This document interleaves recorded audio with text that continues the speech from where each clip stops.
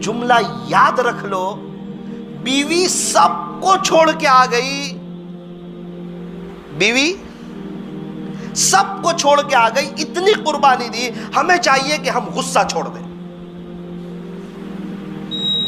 وہ سب کو چھوڑ کے آ گئی، ہمیں چاہیے کہ ہم غصہ چھوڑ دیں، گھروں میں محبت والا ماحول قائم ہو جائے۔ امی اور بیوی کے درمیان اعتدال کرو، افراط تفریط نہ کرو۔ امی کی بات سن کے بیوی کو بول رہے ہیں، بیوی کی بات سن کے امی کو بول رہے ہیں، نہ، دونوں قابل احترام ہے۔ ماں ہمیں دنیا میں لانے کا ذریعہ بنی اور بیوی سب کو چھوڑ کے ہمارے پاس آئی۔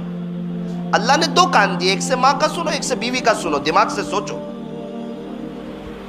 بلکہ زیادہ تر تو کہو ہی مت، بیوی کی بات سن لو، اس کو ایسا لگے کہ ابھی امی کو سمجھائیں گے، امی کو کہو مت۔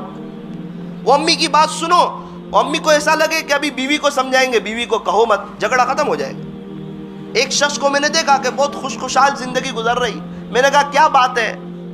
کہا کہ بیوی کی بات سن کے امی کو نہیں کہتا، امی کی بات سن کے بیوی کو نہیں کہتا، یہ دونوں مجھے کہہ دیتے ہیں تو ان کو ایسا لگتا ہے، بیوی کو ایسا لگتا ہے کہ اب امی کو بات سمجھ آ گئی ہے، اور امی کو ایسا لگتا ہے کہ اس نے بیوی کو سمجھایا، اس کو بات سمجھ میں آ گئی، دونوں آپس میں مل جاتے ہیں، واپس محبت ہو جاتی ہے، وہ آدھے گھنٹے میں جھگڑا ختم۔ مجھے تھوڑا سا ٹینشن آتا ہے، میں صبر کر لیتا ہوں، مولانا اگر جو کہنے جاؤں بیوی کی بات امی کو تو کہیں گے کہ آج کل کی گھر میں آئی ہے اور مجھ پہ حکومت کرنا چاہتی ہے، تو جھگڑا اور بڑھ جائے، 5 دن ناراض ہو جائے گی امی۔ اور اگر بیوی کو کہنے جاؤں گا تو وہ کہے گی کہ میں اتنی خدمت کرتی ہوں، مجھے جواب یہی ملتا ہے، تو وہ 5 دن اور جھگڑا بڑھ جائے گا۔ تھوڑا میں صبر کر لوں، جھگڑا ہی ختم ہو جائے۔ کبھی 10 روپے صدقہ دو کہ اللہ میری بیوی کی اور میرے امی کی خوب اچھی طرح محبت ہو جائے، ایسا فیصلہ فرما کرو نے دعا اللہ سے۔ فتاوی تاتار خانیہ میں لکھا ہے، جس کا خلاصہ یہ ہے کہ جو شخص فجر کی 2 رکعت سنت گھر پڑھے اور فرض نماز مسجد میں آ کر پڑھے، اللہ ان کے گھر کے جھگڑوں کو ختم فرما دیتا۔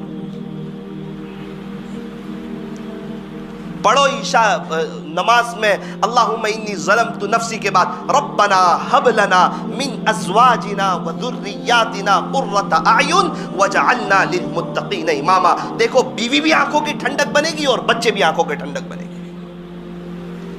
فرض نماز کے علاوہ باقی نمازوں میں پڑھیے اللہم انی ظلمت نفسی ظلما کثیرا ولا یغفر الذنوب الا انت فاغفر لی مغفرة من عندک وارحمنی انک انت الغفور الرحیم۔